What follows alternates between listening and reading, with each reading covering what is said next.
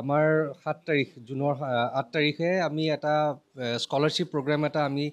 announce কৰিছোঁ হায়াত foundation আৰু হায়াত হস্পিটেলৰ ফালৰ পৰা যোনখিনি মেধাৱী ছাত্ৰ ছাত্ৰী আছে যোনে পঢ়িবৰ ইচ্ছা আছে কিন্তু যিহেতু আৰ্থিকভাৱে জৰুল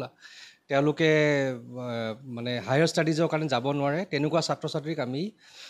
হায়াত ফাউণ্ডেশ্যনৰ ফালৰ পৰা ফাইনেন্সিয়েলি আমি হেল্প কৰিবৰ কাৰণে আজি এই স্কলাৰশ্বিপটো আগবঢ়াইছোঁ আপোনাৰ বিল' পভাৰ্টি লাইন ষ্টুডেণ্টছ যোনখিনি থাকে ক্লাছ 10ত আহি পাইছে তেওঁলোকে পঢ়িবলৈ আৰু ফাৰ্ডাৰ ষ্টাডিজ কৰিবলৈ ইচ্ছা আছে তেনেকুৱা ধৰণৰ ষ্টুডেণ্টছ আমি ইয়াতে মানে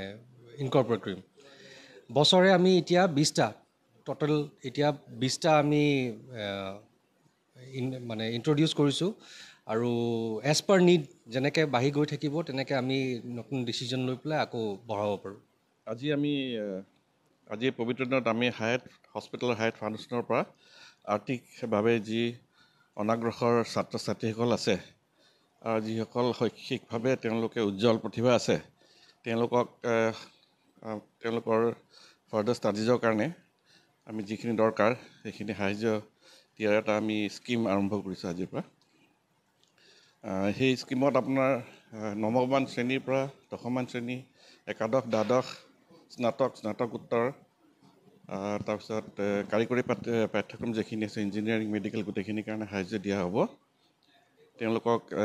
টিউশ্যন ফিজ হোষ্টেল ফিজ তাৰ পৰা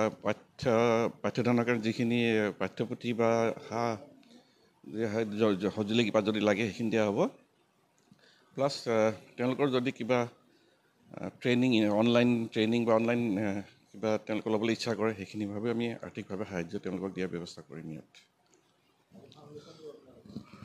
আমাৰ ফাউণ্ডেশ্যন ডে আজি নহয় এইটো এই হায়াত ফাউণ্ডেশ্যনৰ আৰু হায়াত হস্পিটেল ফালৰ পৰা আমি এই ব্যৱস্থাটো গ্ৰহণ কৰিছোঁ আপুনি বিচৰা বাতৰি পাব কেৱল নিউজ 18 এপত নিউজ 18 এপ ডাউনলোড কৰিবলৈ স্কেন কৰক এই QR কোড গুগল প্লে ষ্টৰতো পাব এই নিউজ 18 এপ